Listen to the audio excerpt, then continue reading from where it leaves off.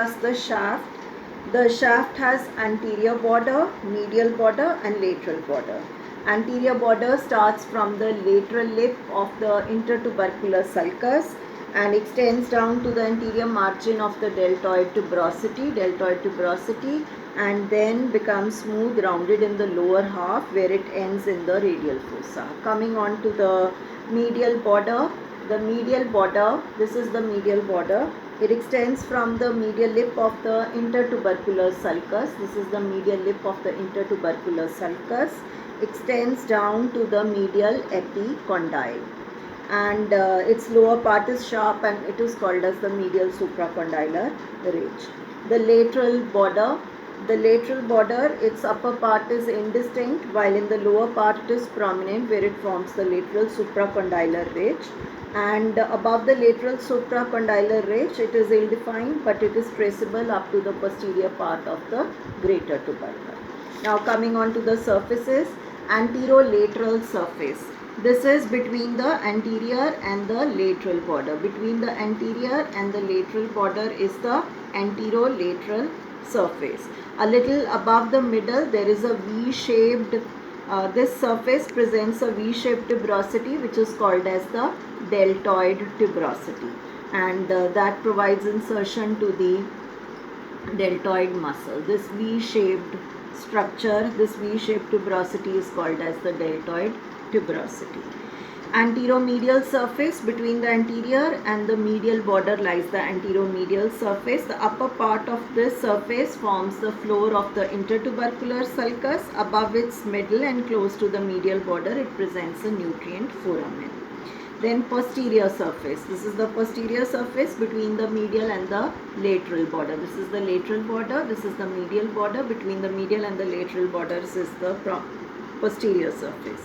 In the upper 1/3, there is an oblique ridge, and that ridge is it is running from the medial to the lateral side, and that is the that is also called as the radial groove or the spiral groove, which lodges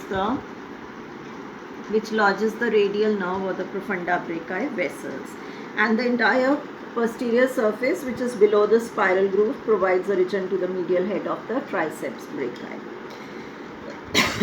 Coming on to the lower end, this is the lower end. It has got a capitulum and the trochlea. Now, how would you identify the capitulum and the trochlea? On the lateral aspect, this rounded is the capitulum, and this capitulum articulates with the rounded head of the radius, which is a part of the elbow joint. The capitulum, this rounded, articulates with the head of the radius.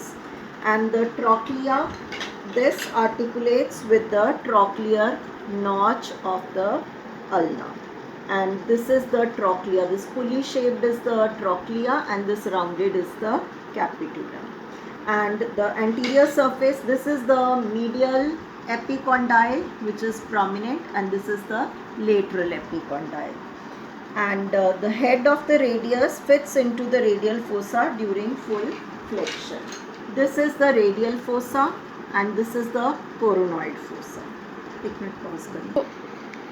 The coronoid fossa, it is a depression which is just above the anterior aspect of the trochlea, and it accommodates the coronoid process of the ulna when the elbow is flexed. Like if the elbow is flexed, this gets into the coronoid fossa. And the same applies. The radial fossa is a depression that is present just above the anterior aspect of the capitulum, and it accommodates the head of the radius when the elbow is flexed. This is the extended elbow, and this is when the elbow is flexed. The head of the radius fits into the radial fossa. This is the olecranon fossa, which lies above the posterior aspect of the trochlea. It accommodates the olecranon process of the elbow when the olecranon process of the ulna when the elbow is extended like this. And this is the medial supracondylar ridge. This ridge, and this is the lateral supracondylar ridge. This is the lateral epicondyle. The lateral epicondyle is smaller than the medial epicondyle, and this is the medial epicondyle, which is larger than the lateral epicondyle. Thank you.